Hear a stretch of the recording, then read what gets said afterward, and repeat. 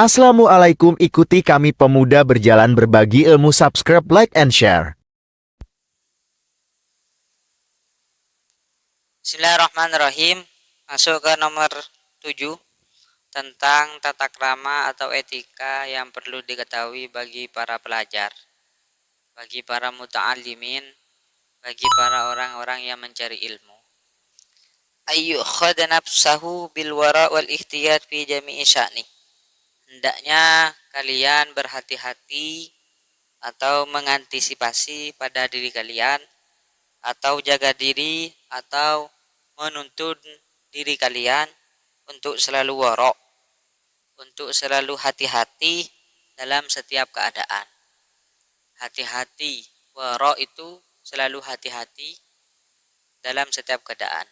Warok, bersihkan hati dari perkara-perkara syubhat, perkara-perkara yang belum jelas menurut pandangan kalian.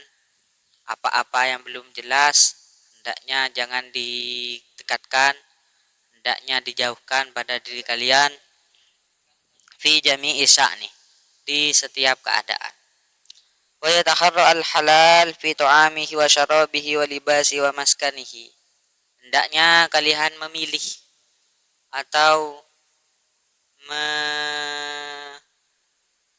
menteliti dulu perkara yang halal, baik makanannya dan juga minumannya dan juga pakaiannya serta tempatnya. Hendaknya kalian pilih tempatnya, apa halal apa bukan, apa masih jelas halal apa jelas haram, apa masih abu-abu antara halal atau haram. Baik makanannya, ini makanan halal apa tidak. Kalau makanan, semua makanan pasti halal, tapi sumber makanan tersebut, ini makanan ini ada orangnya atau emang halal untuk dimakan apa gimana. Kalau masih simpang siur atau masih tidak jelas, maka hendaknya kalian menjauhi terhadap makanan tersebut. Kemudian minumannya juga.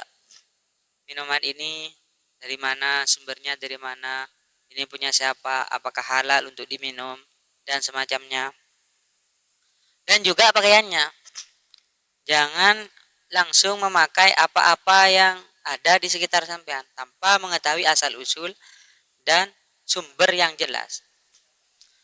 Baik pakaian itu pakaian memang di bawah rata-rata dalam tanda kutip jelek memang, lebih-lebih pakaian yang lebih bagus yang bukan milik sampean, hendaknya hati-hati.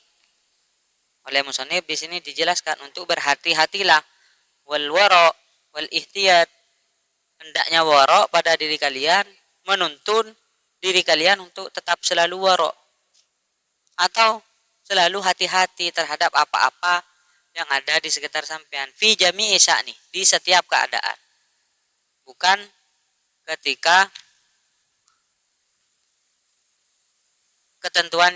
ketika waktu-waktu tertentu. Wa fi jami'i ma yahtaju ilaihi liyastanira qalbuhu wa yasluhu liqabulil ilmi wa nurihi wan naf'i fi. Dan di setiap sesuatu yang butuh pada sesuatu yang disebut, butuh pada makanan, kalau butuh dilihat dulu, ihtiyat, hati-hati, waro liyastanira qalbuhu, agar supaya hati kalian dikasih cahaya atau bernih cahaya pada hati kalian. Wa yasluhu liqabulil ilmi wa nurihi wan naf'i bih, dan supaya ilmu tersebut akan masuk pada hati kalian atau memang pantas untuk diterima oleh kalian. Wa nurihi, dan dapat nur cahaya, dapat nur ilmu di dalam hati kalian. Wan naf'i bih, dan dapat memberikan efek atau memberikan kemanfaatan ilmu tersebut. Ilmu tersebut dapat memberi manfaat kepada kalian. Wa yanbaghi lahu ayastamila ar-rukhsu fi mawadi'iha indal hajat.